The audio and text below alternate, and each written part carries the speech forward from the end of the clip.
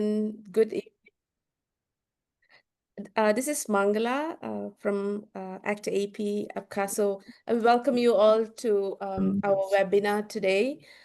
This is a very, very special webinar, which is jointly hosted by the Activist Coalition on TB Asia Pacific, ACT AP, which is hosted by Apcaso, the Communities in Pandemic Preparedness and Response, COPPA, the Africa Coalition on TB, ACT Africa, TB Europe Coalition, SOASIS and Salud, Peru, Draft TB, TB People, Stop TB Partnership, and supported by the Global Fund. This afternoon, well, in some parts of the world, I know it's early in the morning for you. In Asia Pacific, it's slightly later in the evening for us. So we all welcome you to join us in today's webinar. Again, this is a very, very special webinar to discuss some of the key happenings around the reprioritization process of the Global Fund Grant Cycle 7. A lot of discussions has been happening in this past few weeks, and we felt it was timely to have a very specific TB-focused discussion to orient the TB-affected communities about this process, including the very important discussion of unpacking some of the processes related to it, and then also having a space for us all to discuss what are our priorities as the global TB community. So we have a very tight-packed agenda for you with a lot of space for us to have a discussion. So without wasting too much time, I will now call on Austin Bifino from ACT Africa for a welcome address. Thank you, Mangala. Can you hear me? Yes. Okay, thank you very much. First of all, I mean, I know you have already mentioned all the organizers of this very important webinar, but I want to use the opportunity to also just to say thank you to all the regional TB networks that have come together to plan this important webinar. Thanks to Global Fund, especially Olive, that actually think through some of these, and Stop TB Partnership as well. I think it's quite simple. My role is just to probably speak in this opening and also create a little bit of background in terms of what is happening. I wouldn't say that I'm speaking to the newcomers. I'm sure that everybody understands what is happening within the TB world presently. Reprioritization has become a family name within our space just within this very short time.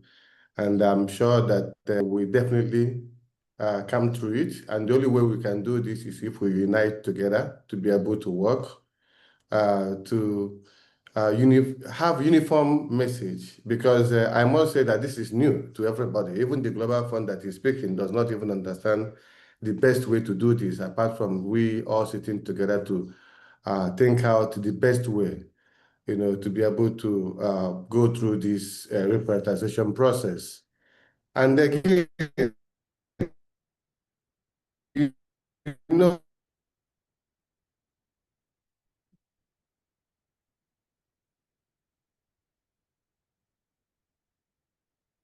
I think we lost Austin.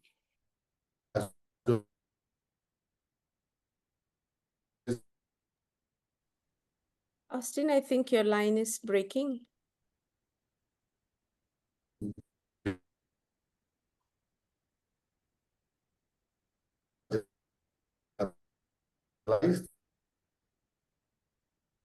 Not for little week.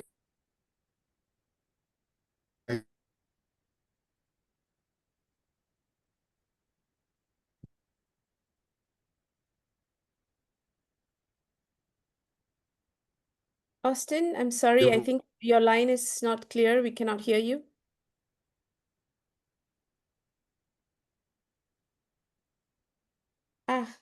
Sorry about that.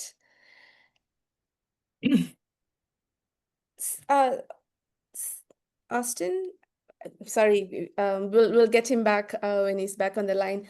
Before we move on, I just wanted to remind everybody that this webinar is available in English, Khmer, Indonesian, Russian, Spanish, and French. If you go to your Zoom, you can choose the interpretation of choice. And also, please introduce yourself on the chat box so that we know who's joining us. And as the presenters are presenting, it would be great if you could put your questions that you have in mind. We will have the time to address them later. Mangala, Are finish you just. back? Yes, please. Yes, yes. Yes, yes, yes. Sorry, I think the network, I don't know what. No So worries. Please go ahead. just for interest, the interest of time, and also seeing that Luchika and everyone is already here. Luchika, you have a different name on your. Are you Sahu today? So just to say that we need to, this time is not the time for us to be able to compete. We need to complement each other's efforts. We need to engage early. It's very important, and that is why we are going through this process of this webinar.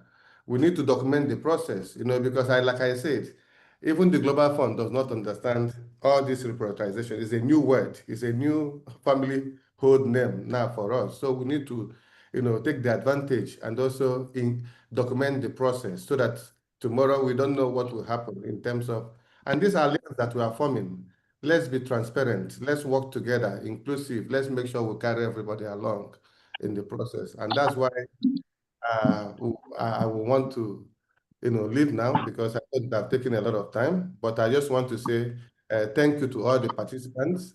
In a very short time, we're able to form this alliance and to be able to move TB community together.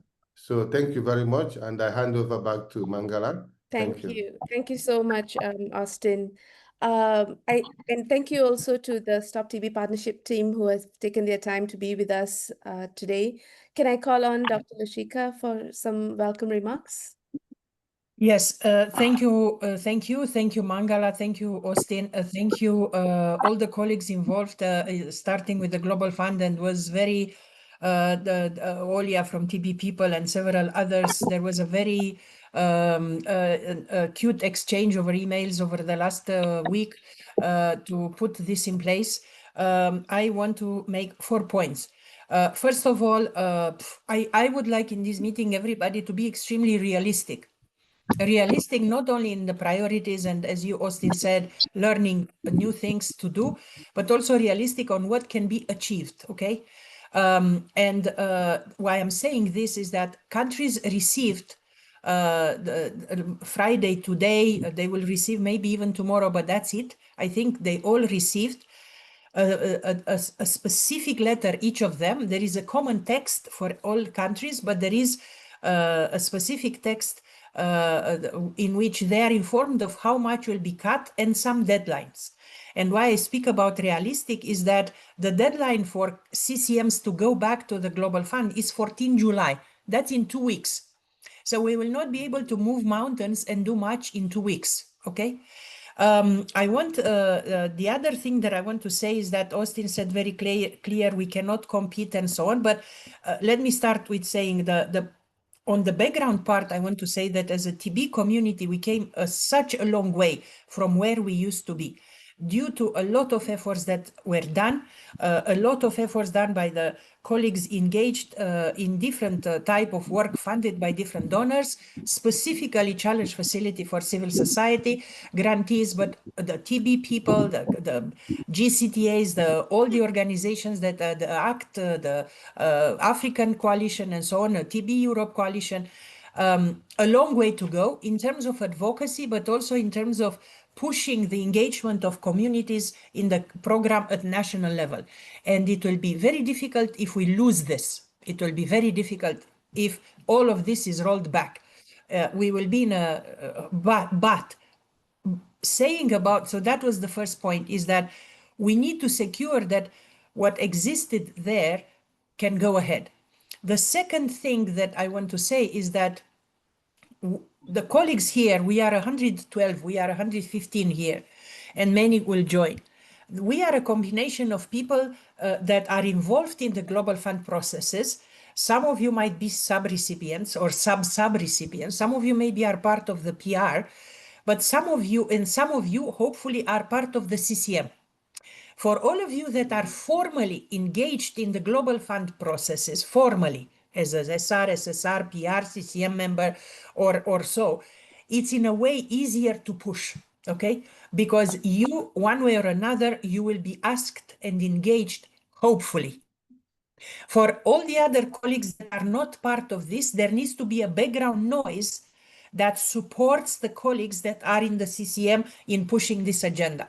The time is so little that I don't think there will be time for big consultations at the national level, and nobody can blame Global Fund or anyone if they have to deliver in 2 weeks. That's why the more you can engage, especially with the TB community or TB person or persons in the CCMs, the better will be. And I hope most of you here are part of that. We traditionally are very little, I speak about TB, right? Not stop TB, okay? We are very little represented in the CCMs. We have a survey that we did is very depressing, especially key and vulnerable populations and people affected by TB representation in CCM. I speak globally, in countries all over the world, is very, very limited. So that's why if the pressure needs to happen, it has to happen through the CCM and the PRs. And I think James will give some very concrete points on how we can go ahead.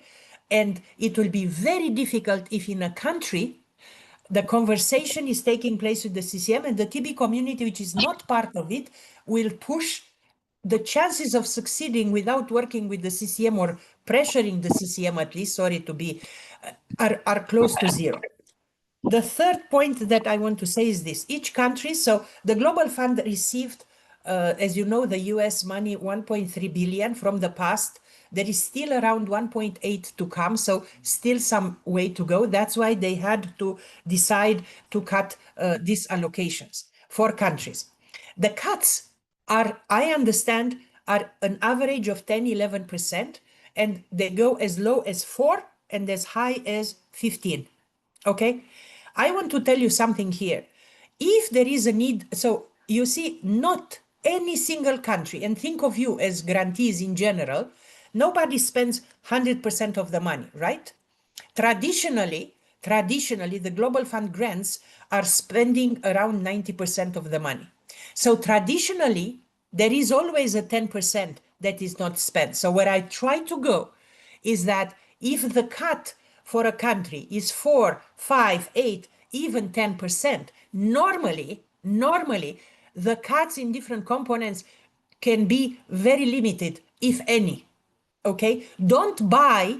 My fear is that, and I'm sorry to sound bad, but my fear is that in some countries this will be used to cut, especially on communities or vulnerable and so on, even though it might not be needed, okay? Because there are very few grantees that are spending more than 90% of the money they receive from the Global Fund, which means that if they get a cut of 10%, they can live with that without going into cutting. Okay, that is a very important conversation because you don't want this to be presented as a big drama. Of course, it's a drama, but it's not an unheard of. It would have been a drama if there was a 20% cut. You know, that's a different conversation. I'm not saying that 10 it's easy. I am saying that with the many PRs we discussed, they all, even before, were saying, we'll be fine if it's 10, 11% the cut. We can live with that. We usually don't absorb every single penny. So that's for you to know. The last thing that I wanted to say, Sahu will speak on some things and James as well. We will be here to help in any ways and means. The conversations will need to be very granular because each country is different. Each country is in a different moment. Each country has different money. Each country has different components in terms of communities and so on. There will be unrealistic to say that big meetings, that big events, participating in IAS or in the union, from what I understand, are not things that are seen favorable. So the more the things can be linked to delivering services, to life saving and supporting people with TB, as well as HIV and malaria and so on, to get access to the diagnosis and treatment in different ways, reducing stigma, accompanying them, supporting them. These are things that we should make sure are absolutely staying there. So Mangala, I stop here because time is short. So thank you very much. Thank you. Thank you so much, Dr. Lushika. I think that was very pragmatic advice that you shared with us. And I think one of the key takeaways is that we need to capitalize right now on all of the investments that we have done, whether it's under the CASI of the Global Fund or the CFCS. And now is the time for us to come together to all in different capacities. And before we do that, and before we have a more strategic discussion, we will spend the first part of this webinar to sort of set the context on the different information sharing that we will have. But again, before we do that, I just want to bring your attention to the chat box where we are conducting a very, very short survey or a poll. If you see on your chat box, it's already up there. This is for us to sort of get an understanding, just a few questions for you to complete, to understand what exactly is the need on the ground. Because again, like what Dr. Lushika shared earlier, each country is going through a different phase. So contextualizing the need is so important. So we have prepared a very short poll survey, which you can see on your chat box right now. So as we are listening to the webinar and having this discussion, we would really appreciate it if you can answer the survey. And before the end of today's webinar, we will be sharing the result with you, because this will give us an idea of what exactly is our priority as the TB affected communities. So the chat, you can click on the survey, and it wouldn't take long. It'll take you 5 minutes top. So please do the survey as you listen to the webinar. Having said that, I'm going to move on to the first session of the webinar, where again we will share with you some information about, will help you unpack the different processes, and to do that, we have with us Dr. Muhammad Yassin from the TB team of the Global Fund. Over to you, Dr. Yassin. Thank you very much, Mangala. Good morning, good afternoon, everyone. I'll be presenting the slides, which we already have the slide decks in our website, not just for TB, for everything on programmatic prioritization approach. Again, as already highlighted here, this information contained in this document is not meant to be prescriptive, and the decisions made on the change on the current grant activities requires tailoring to country context. With all the background information from Austin, Luthika, we all agree on the overall the principle and opportunity. But as you all know, this is like grant cycle 7 mid-cycle reprioritization exercise, which has never happened before in Global Fund. And we all are going to learn from this process. And I think we all should be aligned and continue supporting countries in making decisions. The next slide is overall on the principles of this mid-cycle. As you can see, the objective is actually to support countries to protect and enable access to life-saving service. As already mentioned, countries have already received a letter from Global Fund on deferral and pausing of some of the activities, which would help to free some of the funding to protect again the essential critical life-saving activities as part of prioritization and reprioritization, which will have some, depending on overall funding cut on revision of grant. As Lucifka highlighted, the whole exercise may not be that dramatic, given that we already have experience in absorption and efficiency. And the adjustment from the deferral activities could actually contribute to some of the savings to maintain the life-saving interventions. The next slide is on overall illustrative timeline. Countries will be receiving the letter today with allocated reduced amount, and they should communicate back to Global Fund, the CCM, on mid-July, and it's straight. The timeline is actually tight, as already mentioned. But I just want to highlight this is an opportunity, a process which should be inclusive, engaging all, including the communities and affected communities. And as Lucica mentioned, we understand in several of the countries, TB may not be represented in CCM, and this would be an opportunity as the Global Fund advocating engagement of all stakeholders in that process, which should be transparent and inclusive. And this is overall the timeline, and you see that at the end of September, grant revision should be completed and countries focus more on implementation. The next slide is overall on life-saving service. This is not just a procurement of commodities, as you can see. It's more about ensuring that diagnosis and treatment for TB maintained. And as part of that, we need also interventions to remove barriers to access. Our critical, essential health service and community service are also important, and overall service delivery platform. So these are beyond procurement of diagnostic and treatment commodities, but provision of service as well. And as you all know, service provision engages all the healthcare workers, the communities affected, population, civil society, and all those are important. Also, the definition of life-saving could be different in different contexts, but we are really talking about that definition in the context of programmatic prioritization. It's more about maintaining those diagnosis and treatment service for TB, and for other diseases as well. Treatment is the main element as part of life-saving activities.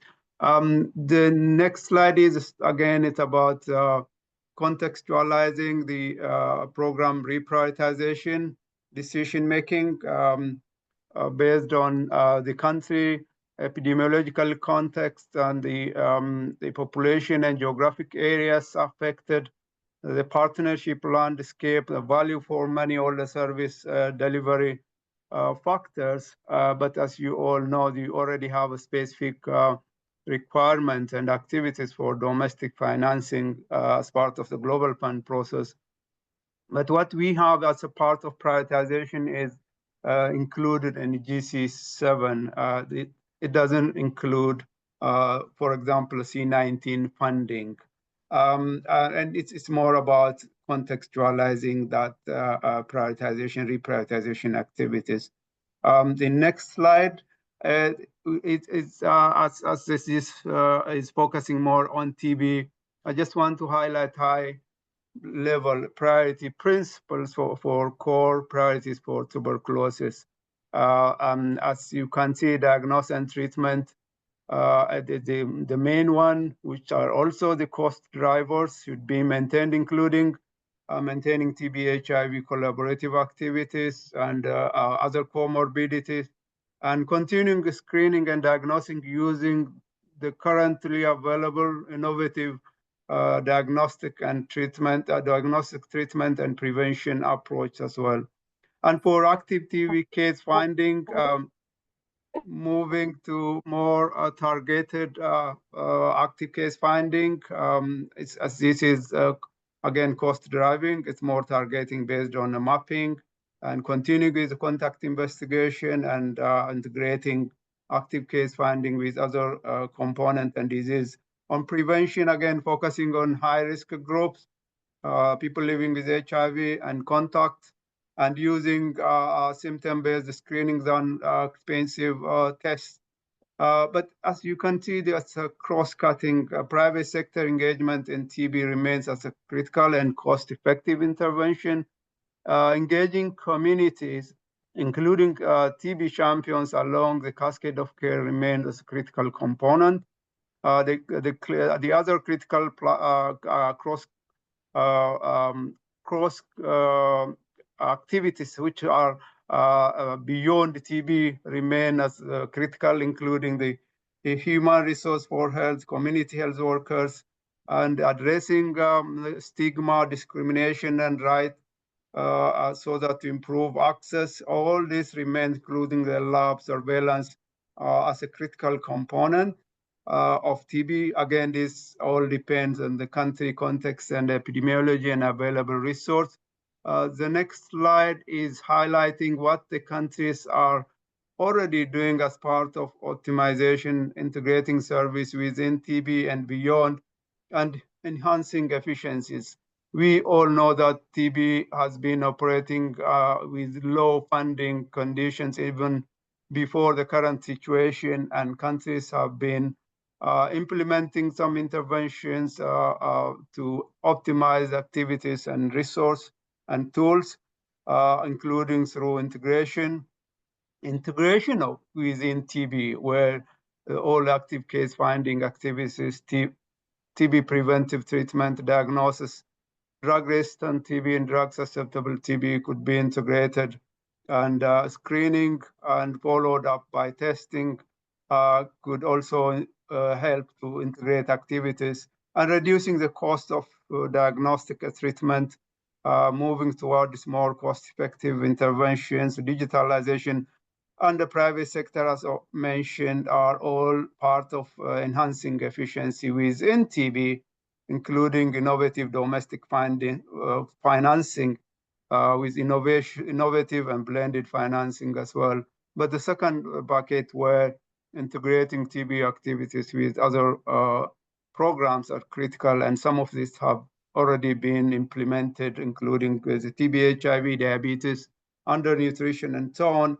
And then promoting the use of multi-disease platforms for TB screening and diagnosis, and strengthening, empowering communities, health workers, including community and TB champions along the cascade of care, and expanding and integrating sample transportation and utilizing digital platforms, including for training activities. This could lead to more efficiency. And then in saving from those activities could actually be used to address any critical gap, especially for TB commodities. The next slide is again, it's more elaborating what I have already mentioned on screening, diagnosis of TB, drug-resistant TB, TB, HIV, and TB infection. And we do have priority investments which are highlighted, all in line with the WHO recommendations. And there are considerations in the low funding scenario where we can optimize the use of those approach and algorithms so that we can free up some of the funding to address a critical gap, including on community engagement activities. Rather than reducing those interventions, we should actually optimize those community engagement. On treatment, the next slide is on treatment, where we need to accelerate transitioning to shorter regimen, including for drug-resistant TB and TB infections, where there would be huge savings for both patient people and the health system as well. And this would actually free up some of our investment so that we can address the critical gap in TB treatment, including drug-resistant TB, TB, HIV, and TB infection. The next slide on overall cross-cutting, including on data monitoring, supervision, training, and program reviews. As business as usual is not going to fly in the future, we need to explore all options to optimize the use of resource and the use of data, and rather than, for example, doing a new prevalence surveys, we can focus on using the existing available data, including further prioritization of population and geographic areas based on the disease burden, and focus on finding and treating people with TB, including at outreach level. And you see there are some options to improve overall the data collection and use to optimize overall implementation and gain efficiency. The last slide I have is an some of the interventions which could be considered deprioritizing depending on the context again. And some of these are cross-cutting, not specific to TB, overall within the global fund, and this all depends on the country context, the level of reduction in the funding, and this information could also be helpful even for future for grants cycle 8, as well as we need to move more optimization and prioritization. You see that the procurement of new tools, and there are considerations where we can actually address some of the gap from deprioritizing, including for active case finding. Mass chest X-ray campaigns may not necessarily be cost effective, and then we can move to more targeted active case finding where high risk groups and population and geographic areas would be covered. And it may not make sense to continue using a long a long regimen, for example, for DRTB, while we already have effective and cost-effective 6-month regimen for drug-resistant TB. And that's why we are discouraging countries investing on interventions which would cost a lot, but may not add value compared to other alternatives, including surveys and program management, health and community health workers payment. But we also need to maintain that community health workers, including TB champions, currently engaged. And then there's the information note on RSSH and human rights, human resource for health, including communities, where we have highlighted the need to protect investment and communities and engagement of the TB champions along the cascade of care. And then some of the constructions, buildings and so on, this may be deferred. Rather, we can focus on providing those life-saving service. And the technical assistance could also be optimized. And you can see that our colleagues from Community and Rights and Gender Department would elaborate on removing barriers to access, and a new legal and policy framework may not be urgent now, and focus on implementing what we already have. These are again country and context specific, and flexibility there.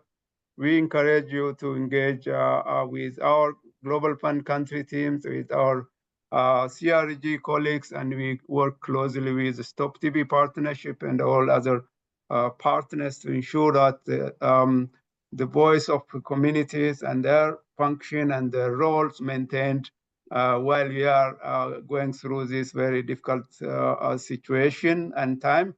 But we are hoping that we can still maintain the key life-saving interventions for accelerating ending TB. Thank you very much again. Back to you, Mangala. Thank you. Thank you so much, Dr. Yassin. I think that was very, very important for us all to, sort of get on the same page on how do we operationalize these guidelines. And to take that a step further, I would like to now pass on the session to Dr. Saho, who will go on to unpack for us what do we mean by life-saving interventions in the TB response. Over to you, Dr. Saho. Thank you. Let me see if my screen is visible. Is that visible? Yes, it is. Okay. So thank you, Mangala. In the next few minutes, I will just take you through some, not in much details, but some principles on what we say as life-saving in TB. This is based on a document that was produced by Stop TB Partnership some months ago, not now, even before Global Fund had thought of reducing the grants. So it has some basic principles, and I would encourage you to look at the link. I will quickly go through what is there in that document there. So This is just an overall principle, taking into consideration the science behind it, not just getting into the subjectivity of what is life-saving, what is not. But at the outset, let me say that this is from a global perspective, but as Mohammad Yassin said very clearly, countries may have their own priorities, and this is because they may be in a completely different epidemiological setting. Some countries have more proportion of drug-resistant TB. Some may have a TB epidemic driven by HIV. Some may be having driven by other factors, not HIV. So those things will make the countries have different priorities from what we discussed here, but the principles remain the same. The nature of health system is also an important thing why countries would differ. And also financial. Those countries which are not dependent on global fund, that means they have a big part of their budget covered by domestic funding. Those countries will be less impacted, and they will do what they had planned. And we must also recognize that some countries already have national priorities, so they will focus more on that. For example, some countries have priorities for screening X million people because of good reasons, so they will focus on those areas.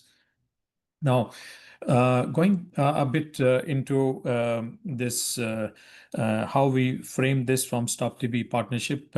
If you look at saving lives, there is no other infection other than TB from which we can save more lives, because more people die due to TB than any other infectious disease, right? So it is quite natural that whatever is done in TB linked to care and prevention should be life-saving. So we must also understand that not just we save life, but transmission further to others, which has other implications because it's a airborne disease. It also has drug-resistant variants. So several dimensions of thinking about life-saving, not just the individual, but for the transmission and what happens to drug-resistant variants. So we all know that TB killed 1.25 million people in 2023. This is WHO estimates, 191,000 of them children. Now, very important to understand that most people out of this 1.25 million who died due to TB died because they remained untreated, because they remained undiagnosed. So the gap in diagnosis in TB is huge. So we have to understand that it's not that treatment is failing and they die. Treatment is usually very successful for drug susceptible TB. Also now increasingly very successful in drug resistant TB. But those who do not get into treatment, that means those who are not diagnosed, are at very high risk of dying. TB kills 50% in 2 years' time of people who do not get diagnosed and treated. So it comes with a very high mortality. But we know that early diagnosis and treatment leads to cure in 90% of individuals. And this is about TB, what I was talking about. If country has more drug-resistant TB, more proportion of drug-resistant TB, the mortality could be even higher of drug-resistant TB that are not diagnosed and treated. So that's a kind of a thing to understand TB. Let me also go through this because this is important. Unlike any other infection, TB has several stages which we have to understand, and what is life-saving and how people articulate it from their perspective, looking at different stages of the disease. So a person may remain uninfected throughout the lifetime, but how do we keep the person uninfected? If there is better airborne infection prevention and control in the setting where the person is living, or there is a reduction of TB in the community, because TB, if there is a lot of TB in the community, it'll spread through cough, right? But then some people do get infected. Globally, about 2 billion, so that's about 1 in 4 actually are infected in high burden settings. It could be more. Even they who are infected will not get sick because of the disease, will not die, and may end up in this no active disease bucket here, which is the majority. But some do get into active TB disease, which means the disease progresses. The early disease may not have symptoms, and late disease will have symptoms. And to prevent that pathway of infection leading to active disease, we have tools that will put the person on the other channel to remain non-diseased for lifetime. And that is the TB preventive treatment. There are also other things available, nutrition to the undernourished, people who are low BMI. So there are some tools available to keep them on this pathway and not to take into this. Then once people get progression of disease, which is active TB disease, either symptomatic or symptomatic, we need to screen them and test them. If we don't do that, they will follow this pathway, end up as not diagnosed, which is the red block you see, and that means invariably a lot of them will actually die. A small proportion do self-cure, but that's about 25% or so, but 50% and more will die. So screening and testing is a big life-saving thing for people who are having progressing TB, that means active TB. And once diagnosed, they have to be put on effective treatment. And treatment, unlike other infections, and also unlike HIV, it's a longer term treatment, but it comes to an end. There is cure possible with TB. So basically, we have to avoid these two red boxes here. So keeping that in mind, we categorize life-saving services in TB into 3 buckets. And as you saw, Mohammed described, those are a bit more details, how Global Fund has put them into their instructions. But basically, these 3 buckets of activities, activities that save the lives of sick people through prompt diagnosis and effective treatment. This could be screening, testing, laboratory services, X-ray services, medical services for diagnosis beyond the laboratory, because certain forms of TB will require more complicated diagnostic processes. Also for adults and children. Children is more difficult to diagnose TB. Medicines for treatment of TB as well as drug-resistant TB, and also the support and adherence that is required for completion of treatment. Then the second bucket of activities is activities that save lives by preventive TB infection from progressing into active TB disease. You saw the pathway, and there are tools available. The TB preventive treatment, contacts, very important. TB is not a hereditary disease, or any foodborne disease. People are infected through the airborne route. Every person who has active TB was at some point a contact. So that's the point we can intervene and prevent getting people into TB, and that is also life-saving. And there are several groups recommended. Countries can prioritize which groups to give the TB preventive treatment in this setting when they have less of funding. Amongst the contacts also, there are more vulnerable groups like the younger children and people living with HIV, but every contact is vulnerable. Then the third bucket is activities that improve the access or remove barriers to TB care and prevention services. These are life-saving TB care and prevention services. So this could be, these are different in different setting. So especially populations that have limited access to care, providing to them screening facilities in their local health facilities or communities. Activities that reduce socioeconomic barrier to access life-saving care, community-supported or led TB prevention, diagnosis, and treatment and monitoring services. And many people asked what different bucket amongst these services, what different things can be included. And we had a lot of discussion, and this is what has been included there. Human resources, which are connected to these life-saving services, procurement and supply chain, capacity building for life-saving services, not for, let's say, leadership development or something, but life-saving services, technical support for program implementation, and monitoring and evaluation needed to ensure that these activities happen should also be considered as part of the life-saving services. So that is all from me. Thank you. Thank you so much, Dr. Saho. One last presentation before we open up the session for discussion, because I see a lot of questions are being asked and answered in the chat. Can I pass on the session to James, also from the Stop TB Partnership, to take us through the Stop TB's community support package? What are the priority interventions and the processes? Over to you, James.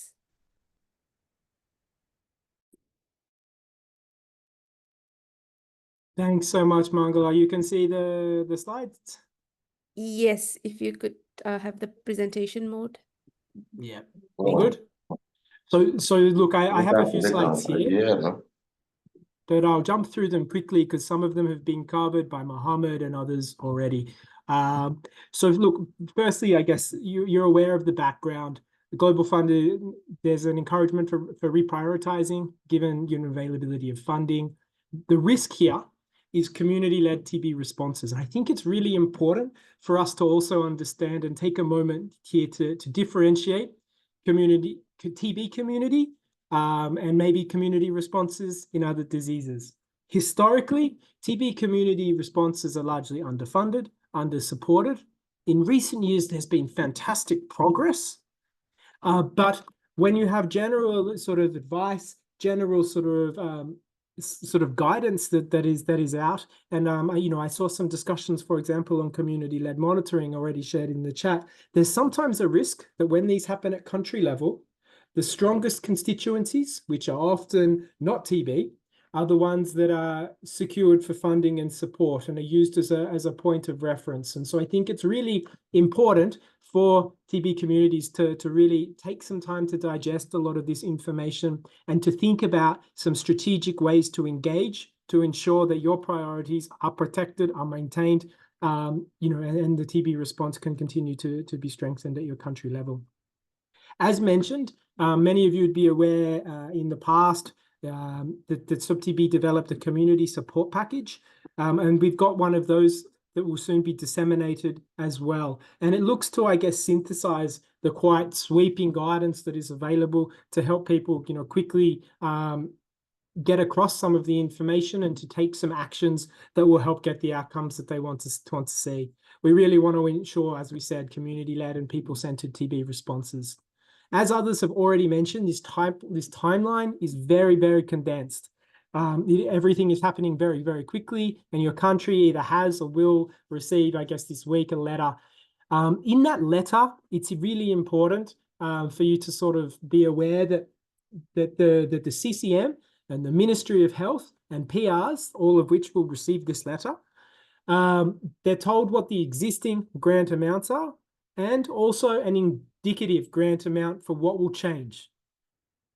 Now, as a next step, what will happen is the CCM has an opportunity to accept the indicative change or to propose an alternative, but the whole bucket can't get bigger, but there might be opportunity for some movement there.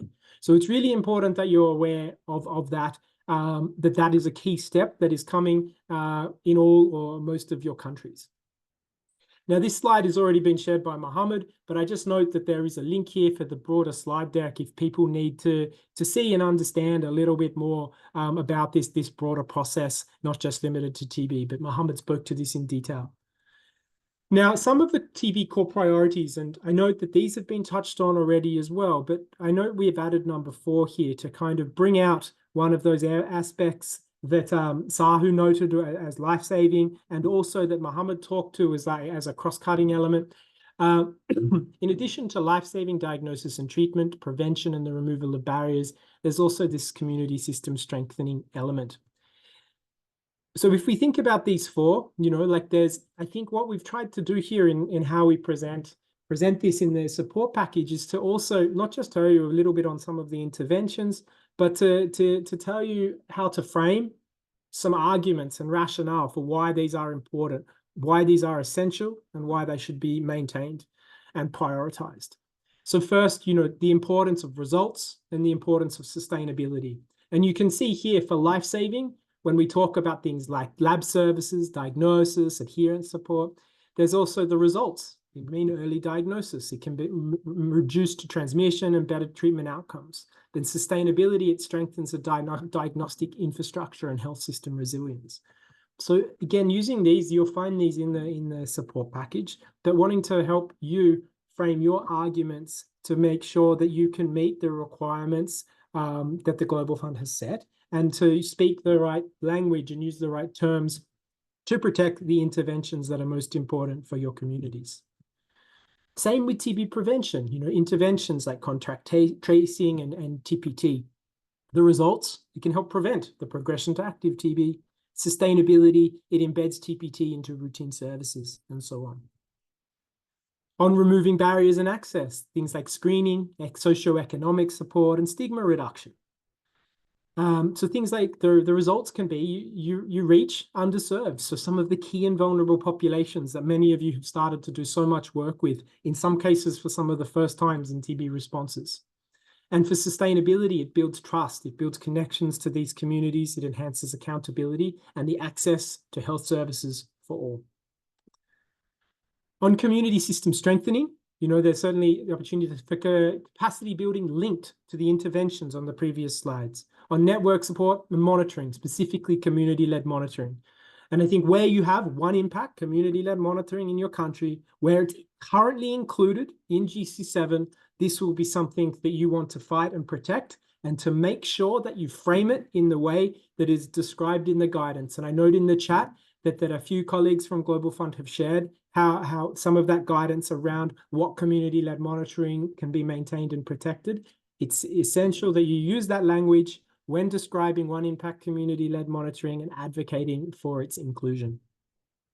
Obviously, for this, the results, a strong community role in delivery, in advocacy, in demand creation, and so on. And for sustainability, it's local ownership. We all know that the communities are the constant here. Whilst other things move, communities remain the same, and that's why this investment and empowerment of those communities is so important.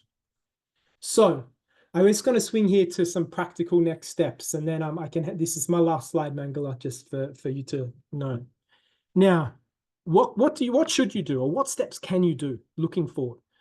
The first thing I think you should do is access your existing TB or TB HIV GC7 grant. Speak to your CCM representatives, speak to the PR, get access and understand what's there. Because what's critical here is you can protect and advocate for the essential services that are already there. This isn't about new interventions and new ideas. So it's about protecting and prioritizing the essential services that are there and making your arguments that all of those interventions you want to protect are essential. Second, confirm the proposed allocation and TB grant allocation amounts. So as was mentioned, a letter is being sent to your CCM, to the PRs, to the Ministry of Health, which gives both the existing total amount for the country, for all the grants, then the breakdown as to what the proposed reduction is for each grant. So you need to see this to understand, because as Luchika said, small reductions are not so significant and should be able to be managed, given that absorption or spending is usually maximum, let's say 90% from almost all countries' grants, and that's often a good outcome. So third, you need to confirm the current absorption rate. So of the existing grants and the existing money, how much has already been spent? For example, is one PR's TB grant spending really well? So a lot of it has been spent. But say another grant has a low spending rates. This is something that's good for you to understand, because when you're having talks of cuts, it would be good to also see where there's more money that's already underspent, that could be an opportunity for those areas to maybe see reductions. Because as Luchika said, we do not want this to be an opportunity to reduce funding from TB-affected communities and civil society. And we don't want this to be just something where priority interventions of TB communities are cut, especially when maybe there's a lot of more simpler opportunities to find these savings and undertake this prioritization in all those areas that Mohammed was able to describe in detail. Number 4, if the question of integration emerges here as an opportunity to save, it's really important to be asking the question, integration of what, integration of which parts, and how are TB outcomes and TB activities safeguarded within that. You shouldn't be sacrificing the quality of TB interventions as part of that. But there still are opportunities, of course, for integration, and we should take those steps. But we shouldn't just throw a blanket and say integrate all, because it can have some unintended consequences, particularly for some community responses that are maybe less mature. And sometimes we find that in the case of TB communities as well, and TB community interventions. Number 5, review the TB community support package, and we'll share that soon. Arrange a TB-affected community and civil society consultation. And this has to happen very soon. As we said, the timeline is short. Ideally, this week, if you can. Early next week would be towards the latest. Arrange that. Have a discussion about what's in your grants. Have a discussion about what you want to prioritize. Discuss, get some agreement, and document. Document what you think are critical interventions, essential interventions that you need to see prioritized, that you need to see maintained. Now, it's important that you get as many organizations involved as possible, that you include your CCM representatives. And as I said, that you document and you have something available to present to different partners that shows all of those essential interventions. We would encourage you to write to your CCM, your PR, your SR, and your country team, where you share that list of interventions and show who signed off on it. So if you can say the TB-affected communities and civil society from 20 organizations in country X have met, have discussed and agreed that these are essential activities for TB and for TB communities that we want to see maintained, that would be a really strong step to help protect and document your priorities. It would be important to then follow up, and this is step number 8, with your CCM members to talk them through these things and why they're essential and why they should be maintained, to just really ensure that these don't get lost as discussions progress and progress quite quickly, as we know. And finally, just on the timeline, before July, say 14, to follow up with your CCM to make sure that they've responded to Global Fund with TB priorities and that TB amounts have been secured.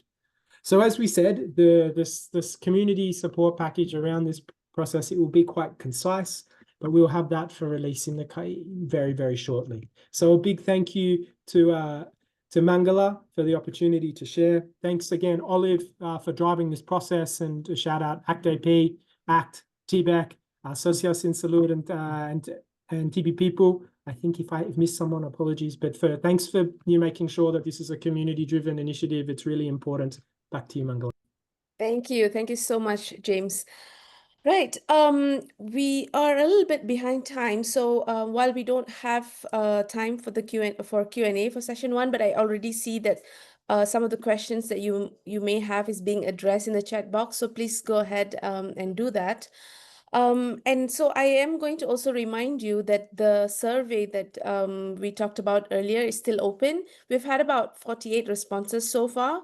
Olia has just pasted the survey again on the chat box. It would be really great if all of you can fill out that survey, because it's so important for us to understand exactly the priorities on the ground, for us to have that very solid discussion on our next steps. So please take some time to fill up the survey that you see on the chat box right now. And so just so that we're catching up on time a little bit, I'm going to move on to session 2. And this is fantastic because James just shared with you exactly what are the steps that needs to be taken on the ground by communities. The session 2 is going to discuss just that, because some of our communities at different countries have already started a lot of work, and through their sharing, we will understand some of the very real challenges and opportunities that we could all capitalize on, as well as strategize on overcoming. And to do that, I am going to pass the session now to Abudu Imoro from ACT Africa. Over to you, Imoro. Thank you, Mangala. Good morning, good afternoon, good evening to everyone. And thank you for just throwing light on the rationale for this session. I'm Abudu Imoro, and I work with ACT Africa. let me crave your indulgence by introducing my panel members, because we don't have much time on hand. We have assembled some name recognition TB professionals and advocates across the globe from 3 different countries who would help us handle this session with some insights as to what is happening at the various country levels. To begin with, I would like to introduce Ozana Ruxiniano from Moldova. Ozana is currently the leading member of TB organization in Moldova called SMIT, which focuses on advocacy and engages in active TB case finding.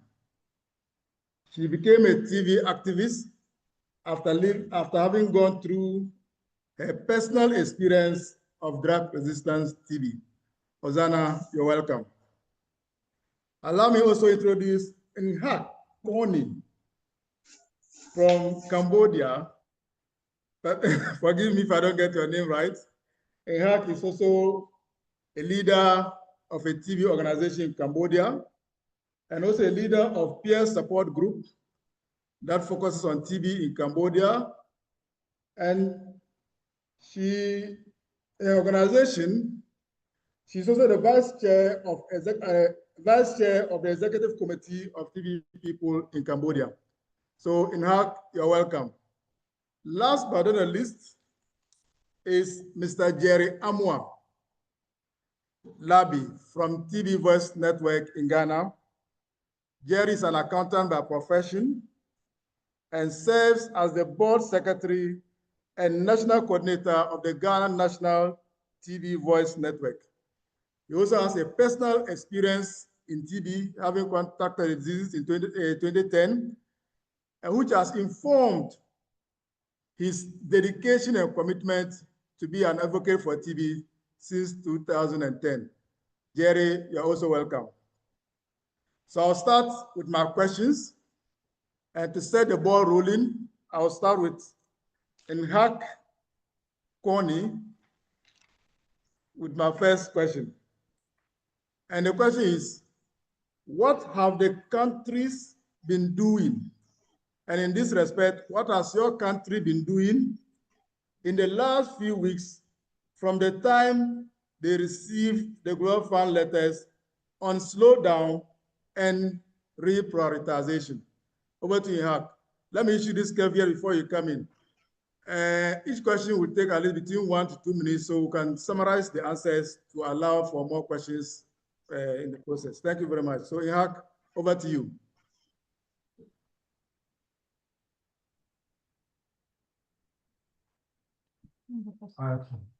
Who be first? May I start?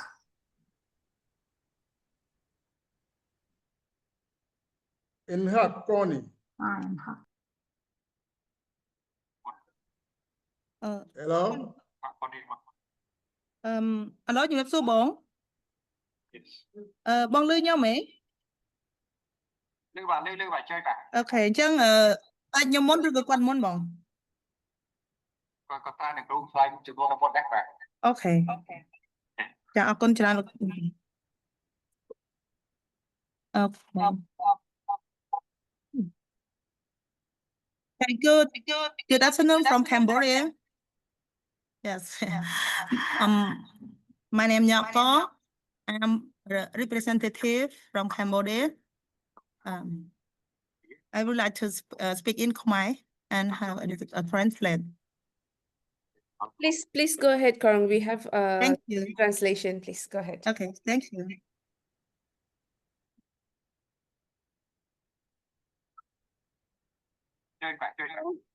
Yeah. Okay, con bông.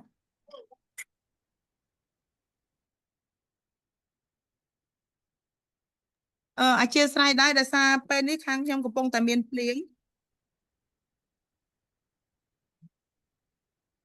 អូខេបើសិនជាស្ដាប់សំឡេងអត់បានអីបងអាចជួយបញ្ជាក់ខ្ញុំម្ដងទៀតផងបងអូខេណាបងឥឡូវខ្ញុំចាប់ផ្ដើម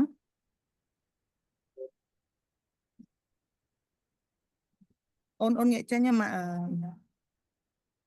ក អូនខចាញ់ម៉ាក់នេះសិនបងអូខេបានបងសុំទោសដោយសារកូនក៏នៅចិត្តរំខានតែខ្ញុំអត់រកចេញស្គាល់តែជាស្នើ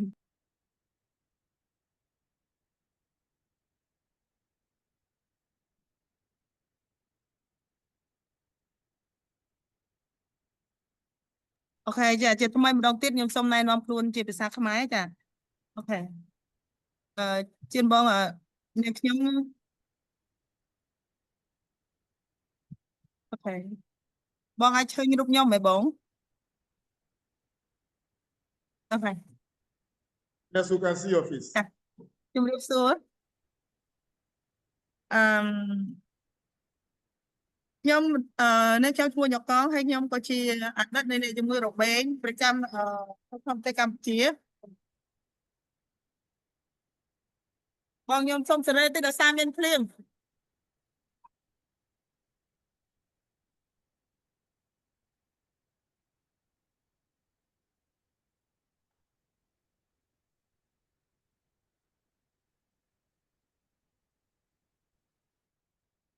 Yeah.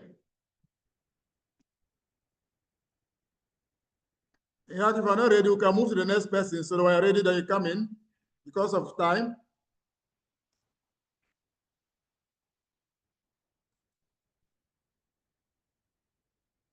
Hello? Kong, are you there? Imoro, Right, maybe okay, so we can let's start with Yeah, someone maybe else you to can find out let's you can Jerry. move Yeah. to someone else and then បង we ស្ដាប់សំឡេងខ្ញុំបានទេបង Yes, so we're waiting. If you're not ready, if you need time to get ready, I can move to the next person. So when you're ឥឡូវ set បង up, ស្ដាប់ then សំ we'll ឡេង come ខ្ញុំ back to បាន you. ទេ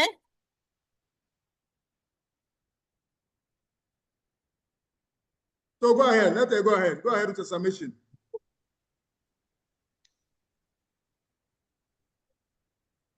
And for the Khmer translator, we need you to reduce your ឥ volume. ឡូវបង Okay. Kong, maybe you can just wait for a bit. We can do the others and then we come back to you, yeah? Yeah, so just wait for a minute. Let me let Jerry take the question. So Jerry Amualabi from Ghana, walk us through what has been happening in Ghana ever since you received the letters on slowdown and on the reprioritization. Over to you, Jerry. All right, thank you very much, Moro. And then let me say good morning and good evening good afternoon to everyone that is on the call. So basically, we received the letter on the 25th of April to pause activities from the Global Fund through the country coordinated mechanism, which is CCM. So when the letter came, I mean, clarity wasn't very there as to what activities need to be paused, what is life-saving activities that needed to be paused. But subsequent discussion with the country team, including CCM and the program, we got to understand the intervention, the activities that are life savings, which should still continue, activities that need to be paused, and then an activity that need to be looked at in terms of moving forward. So we had a discussion, a meeting was set with the CCM, and then including a program to come and explain the pause and activities that needed to be paused and things that need to be looked at. As I said, we had a meeting with the country team, which is Nicole, to give us further clarification to what needed to be life-saving intervention and what needed to be paused. And also especially at looking at the community, what are the activities that our TB champions are critically playing in the community, which are life-saving activities which need to be maintained, and then activities that needed to be paused and reprioritized. This is not a time for us to be engaging the programs on banter on the issue, because we are not in normal terms, you know. Funding is something that has become a challenge, and we all need to be around the table to make sure that we put a country at first to make sure that we are saving lives, which is very important, both at the community level, including the national intervention that they are also provided. So we further had a discussion. The CT came into Ghana about 2 weeks ago to have a meeting with the programs, CCM, including implementing partners, which TB Voice Network is also part of it, to have a discussion with the program. But prior to that, we had our discussion with the program to look at activities that needed to be paused, and then activities that needed to be maintained, and also activity that we all have to agree that this has to stop because of funding issues. So we all around the table to discuss this decision, to make sure that once our community champions are finding cases, which is one of the key life-saving intervention, is to maintain, and including their stipends that they need to also receive during their work that they are also doing as part of it. So we've had engagement with the city, both the city and the program, to look at the reprioritization. And also let me state that because we also have reps on the CCM that are coming from the community of affected TB and HIV, we are also strong on the CCM to make sure that we are our activities that are community-led, human rights activities that are so most importantly are also maintained, including community-led monitoring activities. Most of the activity that we need to probably not continue, but to know how to reduce the frequency has to do the number of monitoring activities that we needed to reduce the frequency, but not take it technically out, but reduce the frequency. If it is quarterly, how can we do it semesterly, or how can we do it other programs? So we reduce cost in terms of activities, including trainings that we have to do virtually now. We can't have in-house training. We need to also agree, because we all need to make sure we are saving some money for other commodities and stuff that needed to be done. So far, that has been the engagement with the country CCM programs and the country team as well. Thank you, Nano. Very well, Jerry. Thank you very much. So I'll move to Ozana. Bring us up to speed regarding what is happening in your country, so we can take it from there. Ozana, over to you. Thank you so much, Abudu. I will try to be very short, but if I may, I would kindly ask people to, there is a link to a survey posted by Olia. Please take 5 minutes and respond to the questions, because it's really critical to see your engagement. We see that you are all around the world, but please complete the survey. So thank you so much for the opportunity to speak, and I will try to go through, like, from the beginning, how it started and how it ended for the sake of time, and be very shortly.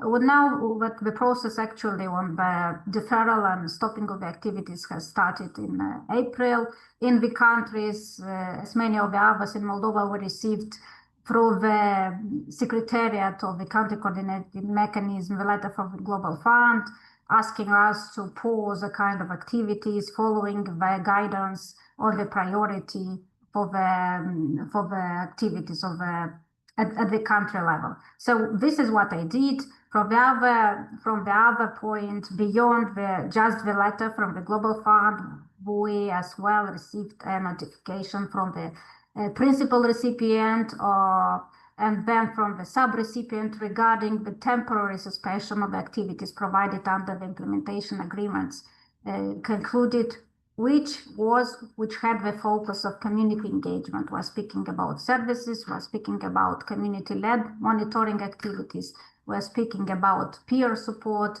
advocacy activities, and so on. Speaking about the overall engagement process, I would definitely say that our CCM coordinating mechanism has more than 30 members, and about 1/3 are representing communities. I'm speaking not only TB, but as well HIV and civil society organizations which are active, engaged in the processes discussing Global Fund activities, Global Fund grants, but not only Global Fund. I'm speaking about the programs in general, TB and HIV, which are much more complex frameworks of engaging for the communities. Speaking about what is important to say about engaging proactively and participating in the process, it is definitely important to study the Global Fund guidance, to engage with principal recipients, sub-recipients, but most importantly is the NTP, because we as civil society and community are working on the national TB programs, and it's important that the national TB programs understands the role of civil society and communities.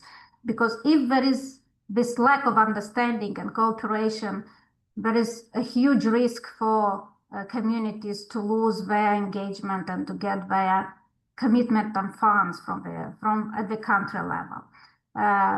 Therefore, we said that having letters is good, but it is important to start a discussion at country level, and this is what we did at the end of April. And here it is the huge amount of work that we did in the country. We started these discussions on the deferred activities within the technical working groups, TB and HIV.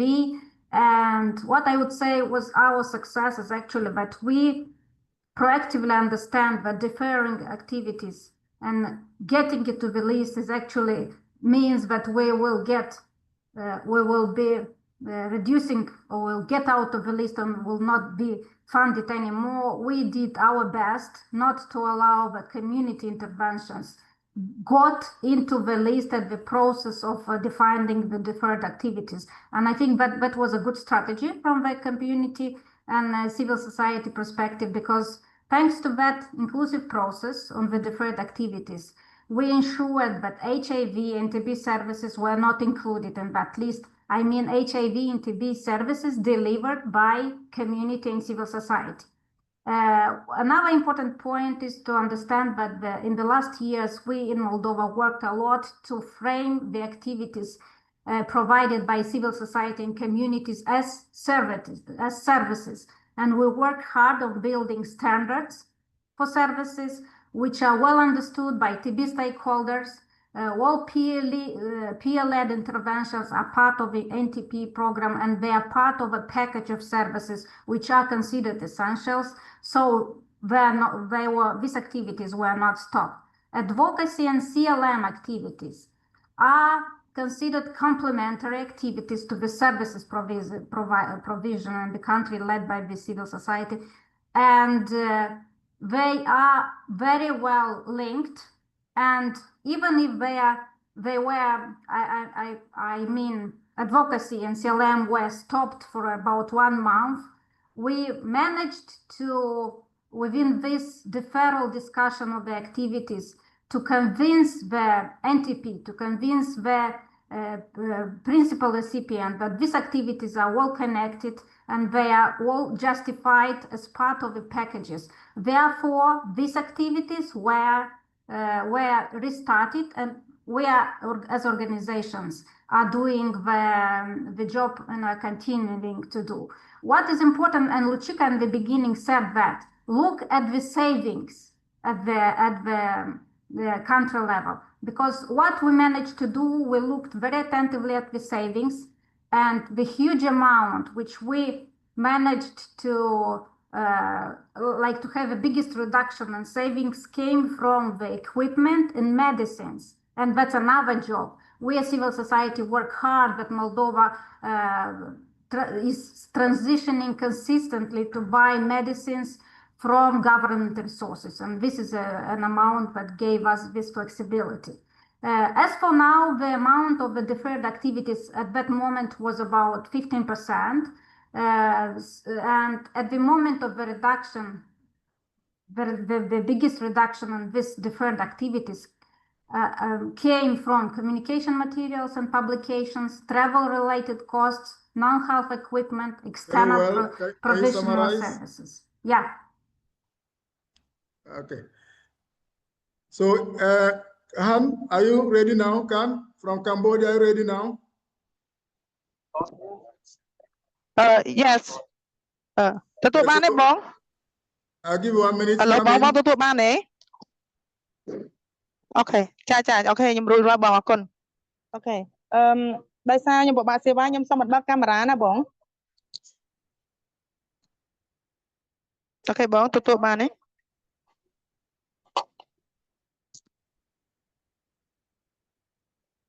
Okay, cha. Chị thay đồng tiếp.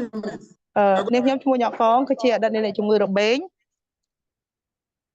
Nơi nông bậc Campuchia hay có chị đầm na chơi kia សមាជិករបស់ CCC ដែលតំណាងអ្នកជំងឺរបេងប្រចាំប្រទេសកម្ពុជាផងដែរចា៎ I think your line is bad. So Hello, continue to check if you can come in later. So I'll call the questioning. So my second question goes to Ozana. Are you ready?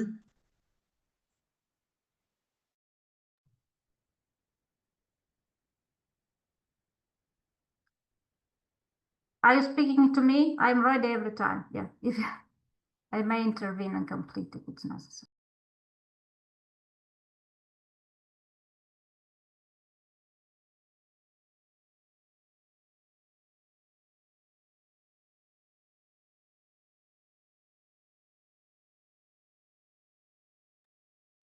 Imoro, I'm sorry, but I think we were able to hear Kong just now. Kong, were you speaking? I'm sorry.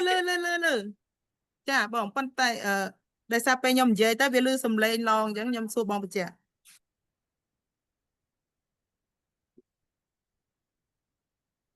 អូខេអរគុណច្រើនអូខេចាឥឡូវខ្ញុំចាប់ផ្ដើមបន្តបងចាហើយសម្រាប់បច្ចុប្បន្នហ្នឹងគឺយើងមានអាយដាមពិនថេរ៉ុងដែលជាលេខាធិការខាងលេខាធិការក្រសខាងក្រសួងសេដ្ឋកិច្ចនិងហិរញ្ញវត្ថុនិងហើយក៏ជាប្រធានរបស់ CCC នៅក្នុងដែរយើងមានសមាជិកចំនួន21នាក់ដែលមានសមាជិកបំរុង20នាក់ហើយក្រៅពីនោះទៀតក៏យើងមានកម្មវិធីជាតិទាំង3មានកម្មវិធីរបេងអេតហើយនិងកម្មវិធីគ្រុនចាញ់តែក៏ជាអ្នកទទួលជំនួយហើយគាត់អធិស្ឋានគាត់ជាសមាជិកហើយមិនមានសិទ្ធិក្នុងការបោះឆ្នោតហើយក្រៅនោះក្រសួងសេដ្ឋកិច្ចនិងហិរញ្ញវត្ថុក៏ជាអ្នកទទួលជំនួយផ្ទាល់ក្នុងសម្រាប់ជំងឺរបេងហើយនិងជំងឺអេដស៍ដោយឡែកកម្មវិធីជាតិទាំង3ជាអ្នកទទួលជំនួយផ្ទាល់ដែលហៅកាត់ថា sub recipient ក្រៅពីការដឹកនាំនិងអនុវត្តកម្មវិធីរបេងអេដស៍ពីសំណាក់ក្រសួងសុខាភិបាលក៏មានអង្គការមិនមែនសុខាភិបាលដែលហៅថា NGO ដែលបានជ្រើសធ្វើជាអ្នកទទួលជំនួយបន្តត្រង់ពីសម្រាប់ពីសំណាក់មូលនិធិសកល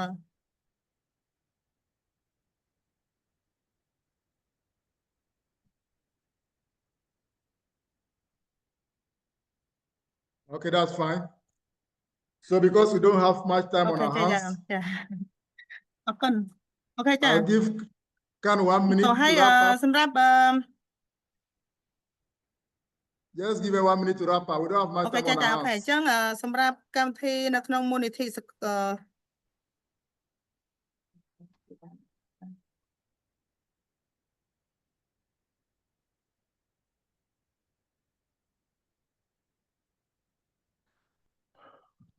Okay, so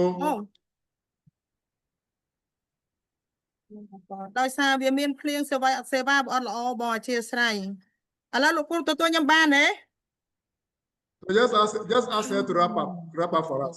She should wrap up.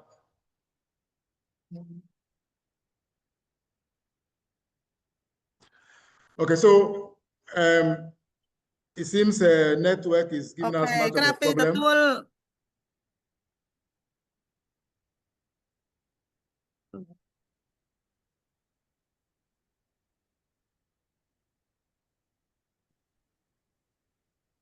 Yes. So we don't begrudge here. The internet is not good, so we'll just move on.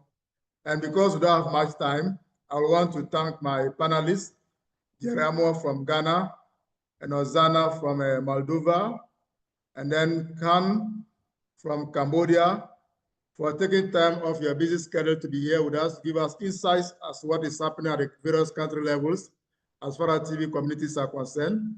We appreciate your contribution and your valuable insights as a result of this engagement, and we hope the engagement will continue even after the call, because that is even the essence of the call. This submission and presentation also help the duty bearers be informed on what has happened, what is good, what is not good, so we can reshape the way forward to make sure that we have a good reprioritization that affects Hello, the life Bong. saving. Sorry, that give us a good reprioritization in as far as TB is concerned. So on this note, I will hand over back to Mangala. Thank you very much for giving me time, and over to you, Mangala. Thanks, thanks, Imoro, and I'm so sorry to the panelists. Yeah, because you didn't get to answer the question in its entirety. I'm so sorry, and the connection was not so good from Cambodia. I apologize for that as well. But we're running a little bit late, so if we could have another 10 to 15 minutes, just because we need to really have this last session, as well as to share with you the findings of the survey. So if you can spare us another 15 minutes, that would be great.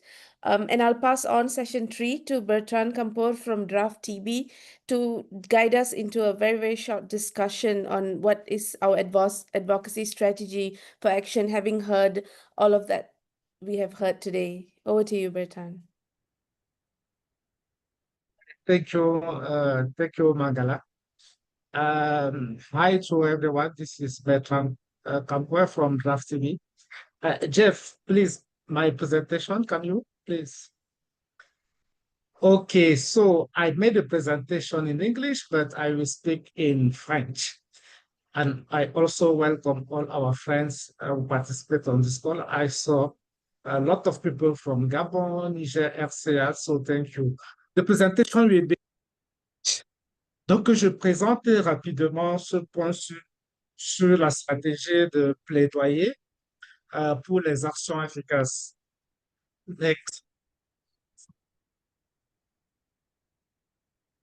J'ai essayé de préparer rapidement un petit PowerPoint qui va nous permettre de juste voir un cas pratique. Voilà, j'ai pris un cas imaginaire, hein, ce qu'on appelle le case study, un cas imaginaire pour vous montrer une situation parmi lesquelles on aura davantage dans nos pays. Next.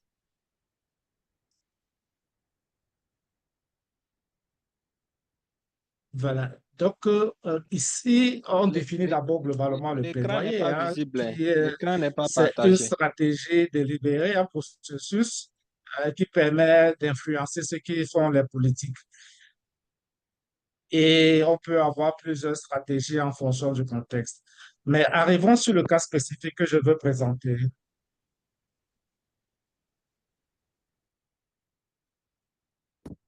Donc, un pays imaginaire, un pays qui est un pays à très haut fardeau de la tuberculose et du VIH. En 2025, dans ce pays, on avait 39 projets qui étaient en cours. 39 projets tuberculose, et après l'interruption du financement des États-Unis, ce pays a été amputé de 36 projets où on avait des interventions assez essentielles comme le renforcement des systèmes communautaires, les activités de CRG, le soutien au traitement et la recherche active des cas. Donc, ce pays, en janvier 2025, avait uniquement 3 projets qui restaient sur les 39 qui étaient disponibles en début d'année. Et ce pays a également, dans le cadre de la priorisation du Fonds mondial, le PIA et le CCM a fait une revue initiale. Dans cette revue initiale, toutes les subventions, la moyenne de réduction est de 30%. Et quand on analyse les données désagrégées de cette réduction, on constate que les subventions TB ont été réduites de 55%, le VIH 15% et le paludisme 20%. Maintenant, les prochaines étapes, c'est que le pays a reçu la lettre d'allocation du Fonds mondial et doit faire une nouvelle révision qu'il faut faire dans ce contexte. Next. Et la première étape ici, c'est quel est le problème? Et le problème est effectivement de protéger les interventions clés dans le cadre du GC7.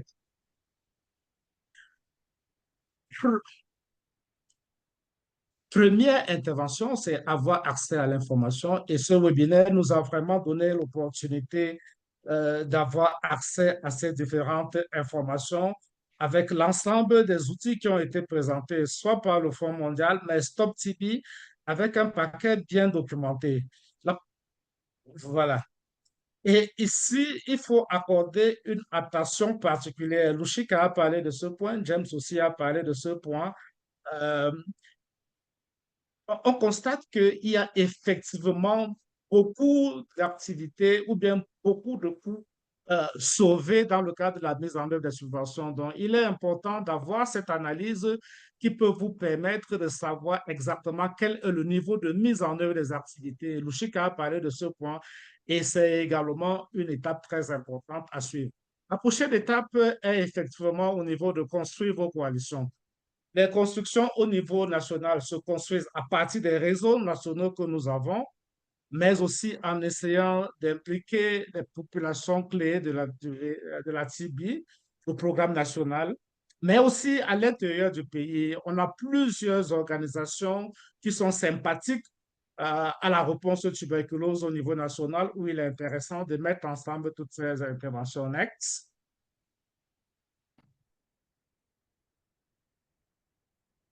Et pour préparer des réunions qui vont permettre d'influencer effectivement le processus, vous avez deux étapes principales. Une étape de planification, mais aussi une étape qui vous permet de requérir le soutien à différents niveaux. Dans le cas de planification, il faut avoir accès à la très bonne information, renforcer les coalitions au niveau national pour avoir des personnes clés dans ces processus de coalition nationale, comme on a eu l'exemple du Kenya et de la Moldavie. Initier aussi les lobbies avec certains partenaires. Les coalitions nationales doivent essentiellement avoir leurs réunions préparatoires.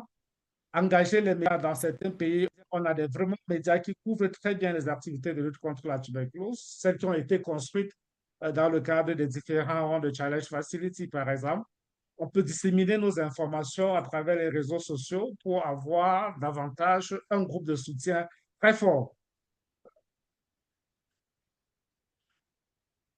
Et pour préparer tous ces processus-là, vous avez les différents soutiens qui sont disponibles, que ce soit au niveau des les réseaux régionaux que vous avez actuellement. On parle très rapidement des principales dates. Avec deux dates clés, il y a des activités qui ont déjà été mises en œuvre avant juin 2025. Donc, les revues initiales qui ont été faites par les PIA et les CCM. On est conscient que beaucoup d'entre vous n'ont pas pu participer à ces revues, mais les moments clés sont les deuxièmes étapes où les pays vont recevoir les notes du Fonds mondial.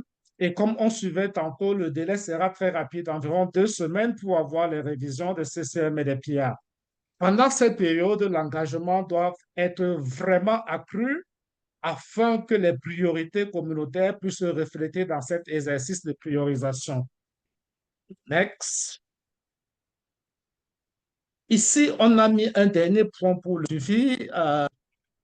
Les coalitions, les réseaux nationaux, y compris les représentants de la TB dans les CCM, peuvent mettre en place un forum WhatsApp où ils échangent régulièrement des informations, organiser des réunions comme quand il y a de nouvelles informations. Par exemple, les équipes pays du Fonds mondial vont bientôt descendre dans les pays pour avoir les réunions physiques, avoir ces informations et faire rapidement des réunions en ligne pour préparer ce genre de réunions.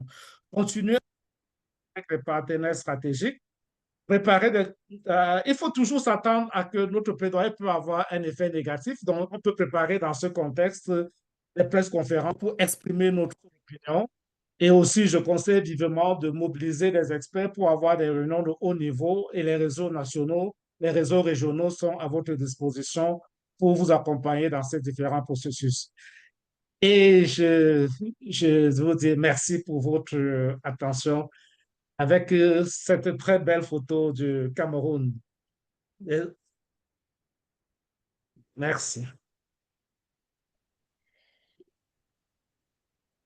Thank you. Thank you so much. Yes, thank you so much, Bertrand. Right. For the final session, I would like to call on Olia Okay, Manuel from TB People Cambodia to both share with us the findings from the survey that we all took part in, as well as some next steps and for closing. Over to you, Olia. Thank you, Cynthia. So, dear friends, I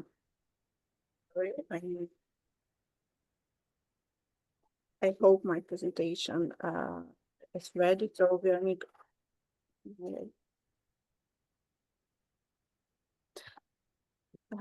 please share our slides.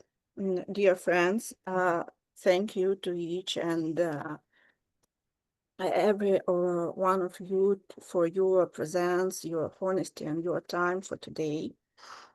Today, we haven't just talked about budgets or technical revisions. We have talked about life, about our communities, and about the dignity that should never be paused, even in time of the prioritization process. We open today with a short poll to hear our voices, unfiltered, authentic, and what did we hear? We received 70 response. Oh, it's not bad. Thank you, all of you.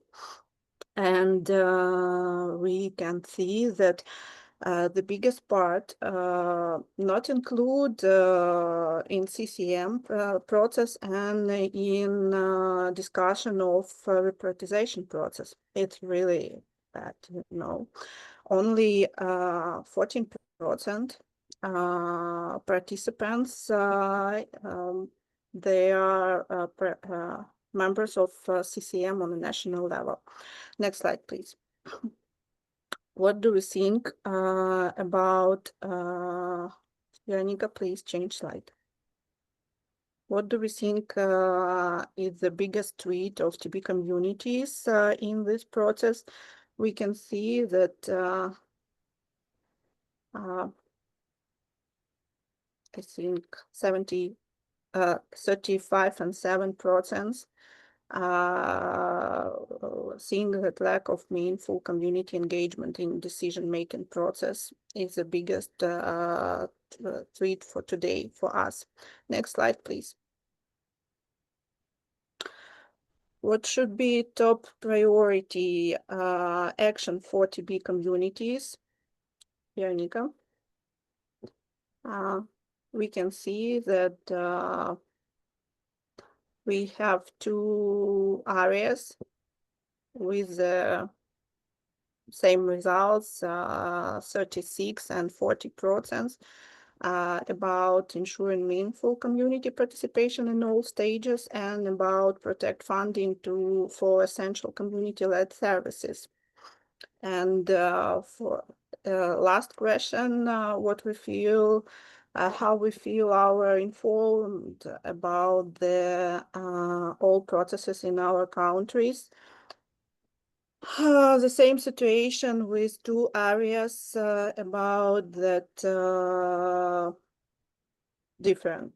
The biggest 31 and 4% people understand and clear national process, and 45 and 7% need more information about all processes. And last slide, please. In results, we can see that our three higher priority, we need reduction in funding for community-led programs. We need discuss this with all stakeholders in our country. We need to ensure meaningful community participation in all stages. And partly we need more information, sharing more information with our communities in our countries to do this process better in our countries. Veronica, please close presentation. So thank you all for your answers, your voices. It's really important for us, for everyone who today fighting for TB communities involved and for TB communities program. Communities must not be passive participants in all processes. And we are the author of change. today made it clear we must speak with unified voices in CCM, with PRs, and with our donors. What we can do with the next steps and with some remarks about today's webinars. We will continue to communicate with donors and governments partners to protect funding for community-led response. We need to ask for our stakeholders, meaningful participants of TB communities in all GC7 processes and upcoming funding decisions. And I think we need commit to engagement to solution, but not at the cost of our contribution being dismissed. We are not here just to talk about TB. We are here to transform reality. And transformation begins in moments like this, when we see each other, hear each other, and refuse to be silent. Thank you for the strength to be a community. We move forward together, and I hope next 2 weeks give us more better results with all reprioritization process than what we had for today, because we spoke a lot of about mails from Global Fund to countries. For example, Ukraine received this mail on Friday, and in reality we can see that we need save our hope to better perspective for TB programs, and of course we need fighting for TB programs. So thank you all for this time. Mangala, please do. Thank you so much, Olia and her team, for that very comprehensive summary. I do apologize again that we ran out of time and we didn't have more time to have a discussion. But I guess this also shows, it goes to point that we need to have more of these discussions, and we will try to organize more as we see now that the location letters have gone out. We do hope that we will have more time in future to have this discussion, as well as some perhaps sharing of key practices. And so on that note, sorry that we went 15 minutes over time, but thank you again. Thank you everyone for being here with us today. Thank you so much, everyone. Bye. Have a good day. Bye, everyone. Merci. Bravo à la RCA pour leur participation.